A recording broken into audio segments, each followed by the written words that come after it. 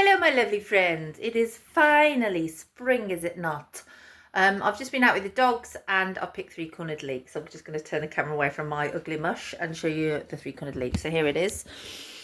So you can see this in the hedgerows on the coast at the moment. It's absolutely abundant.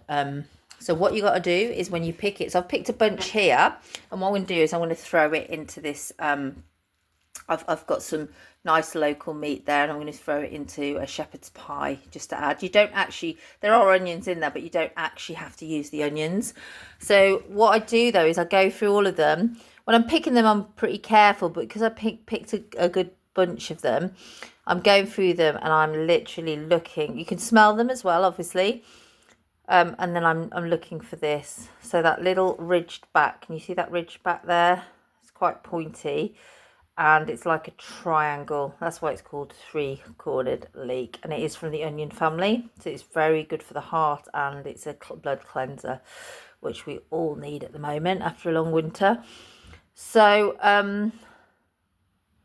yeah, can you see that? So I'm going through all of them now. If it hasn't really got that ridge, or the ridge isn't showing itself, you could give it a good sniff or just chuck it away, because that could be a bluebell. And you've got to be very careful, because bluebells do grow amongst the three-cornered leek, and you can get the odd one.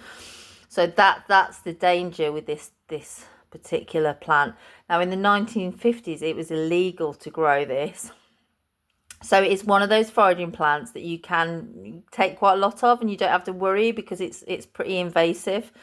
There's a lot of foraging plants out there that you've got to be respectful, particularly with things like dandelion. If there's not loads of dandelion, don't go picking all the flowers, because the bees love them. So that's three-cornered leek.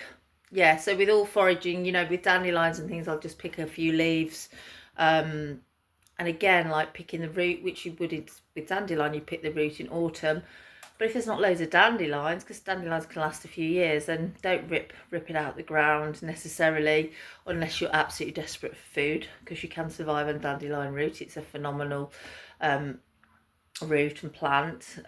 Same with everything else, just pick it nicely. Don't pick loads of it. Just pick what you need for that day, because these plants will grow and grow and grow. And back to three-cornered leek, that's just an invasive, so you can pick quite a lot, but it is a beautiful cleansing plant. And obviously, because it's wild, you're going to get, and live really, because you're picking it more or less live. I've picked it 10 minutes ago. I'm going to throw it in the dinner. You're getting all the nutrition. You can obviously chop it in salads like spring onions, so no need to buy spring onions at this time of year, and get that extra bit of nutrition from your wild food. Anyway, enjoy the sunshine.